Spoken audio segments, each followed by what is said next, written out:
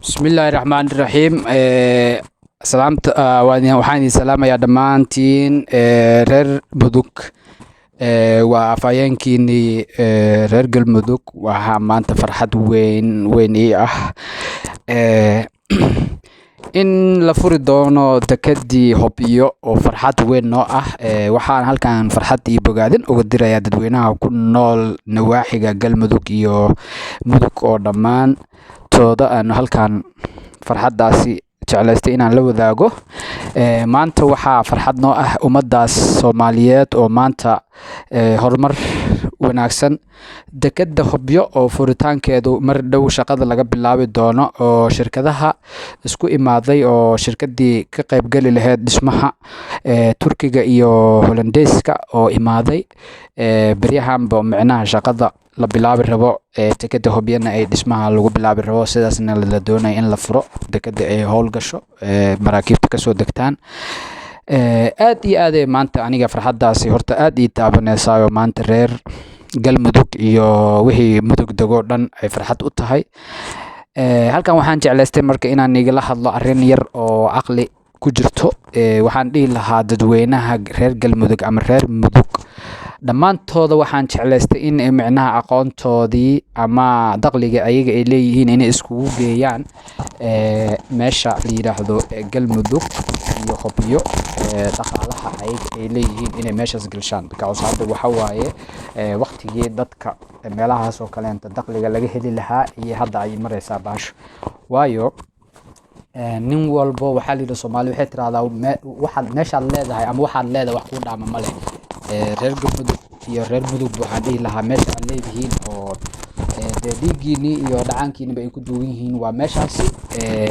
Inaad micnaha iyada aad leedihiin aad wax ka qabsataan ayaani muhiim ii ah, because hadda waxaa jiro baalka yiraahdo dhismooyinka dekeda la sameynayo.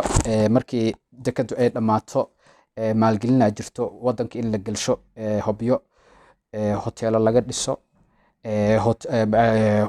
meelaha restaurantiga cuntooyinka laga cuno, iskuulaad khatar ah. War adiga meesha waxaan idin dhihi lahaa inaan meeshaas si aan caadi ahayn loo kala kiciyo, because dakhliga in kasoo gali doono.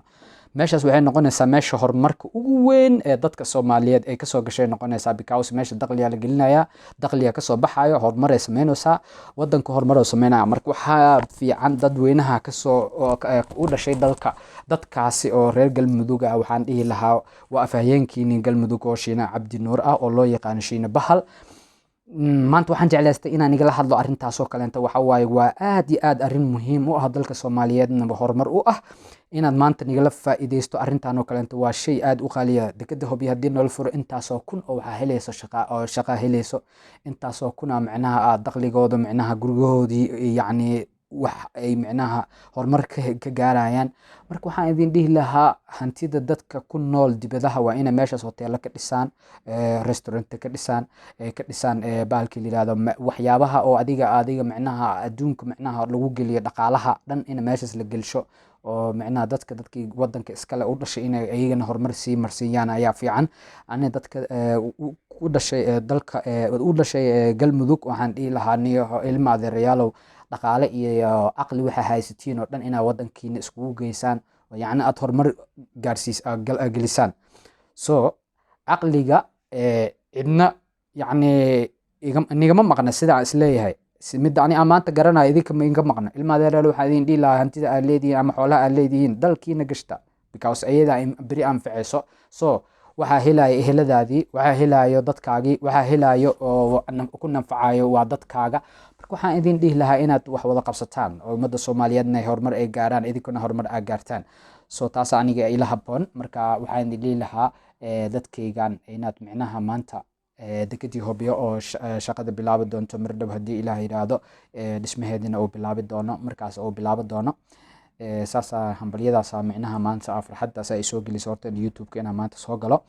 Waxaa kaloo rabaa in la wadaago kaleenta inaad dhaqaalihi idinka aad leedihiin ana meeshaas geliseen, dalkiina iyo dadkiinaba aad maal gelisaan oo meeshaas hantidiina aad gelisaan, sida wax soo saar ay u yeelato iyo horumar dalka oo Galmudug ama Mudug saa u taqaaniin ciddii kasoo jeedo dhanba. Marka taasaa horta farxad weyn ii ah maanta inaan nila qaybsado. Horumarna galsha hoteelo ka dhisa oo wax walba ka sameeyo oo horumar weyn, guryo inaad ka qabsataan meelahaas oo kale, deegaan guryo laga dhiso oo war adiga wadanka meeshaas la kala kiciyo oo khatar laga dhigayo aniga micnaha ila haboon oo warre galmudugniyo wixii dhiig lahow meeshaas caqligaaga iyo sakaafakan hadda ka hor yaa lagaaga hormeel maadeer yaa wax ka qabsada meeshaas oo horumarka gaara. Ilaaha niigu dhaariye meeshaas waa meel micnaha insha Allah furaha dhunka doontaan insha Allah biidnillahi kariim.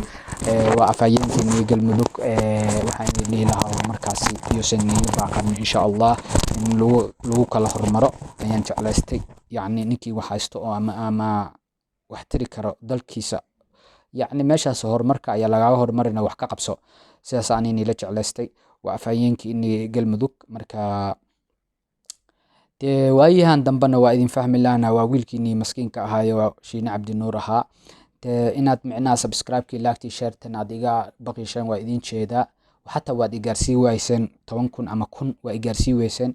ilmaadeeryaalo hadda janaalku waa janaalkiinii, waa wiilkiinii, dee waa maskiinkiinii.